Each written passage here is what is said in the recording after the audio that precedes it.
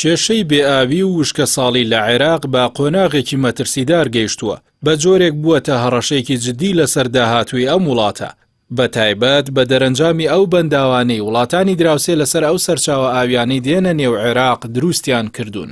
وەزارەتی سەرچاوەکانی ئاوی عێراق لە ڕاگەیاندراوێکدا ئاشکرای کردووە ئاستی عەمبارکردنی ئاو بە گشتی ڕووی لە دابەزینی گەورە کردووە لەگەڵ کەمی باران و زیادبوونی خواست لەسەر ئاو بۆ دەستەبەرکردنی ئاودێری بەروبوومە کشتوکاڵیەکان لە کاتێکیشدا هەزاران هێکتار زەوی کشتوکاڵی بێ ئاو بوون.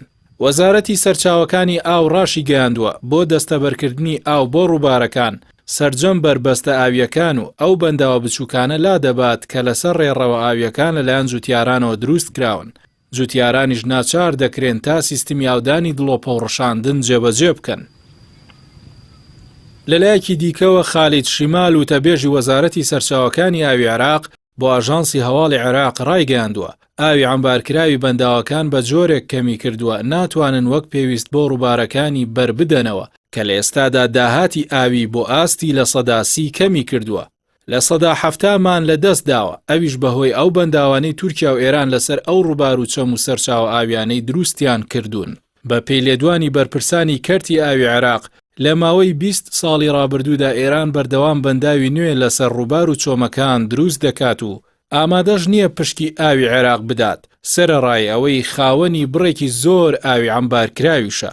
بە پێی بەدواداچوونێک دەرکەوتووە ئێران نزیک لە تەواوی ئەو سەرچاوە ئاویانەی بڕیوە کە دەڕژێنە نێو ڕووباری دیجلەوە وەک بڕینی لە سەدا 90 ڕووباری سیروان کە یەکێکە لەو 5 ڕووبارەی دەڕژێنە نێو ڕووباری دیجلەوە.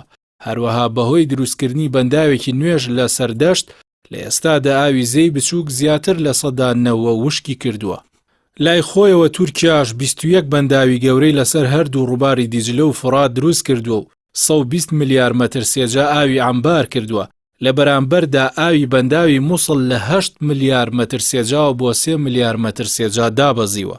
هۆکاری وشکردنەوەی عێراق بۆ نەبوونی حکوومەتێکی بەهێز دەگەڕێتەوە لە دوای داگیرکردنی لە ساڵی 2003 و نەبوونی گفتوگۆی جدی لەگەڵ وڵاتانی دراوسێ لەسەر ئەو بابەتە.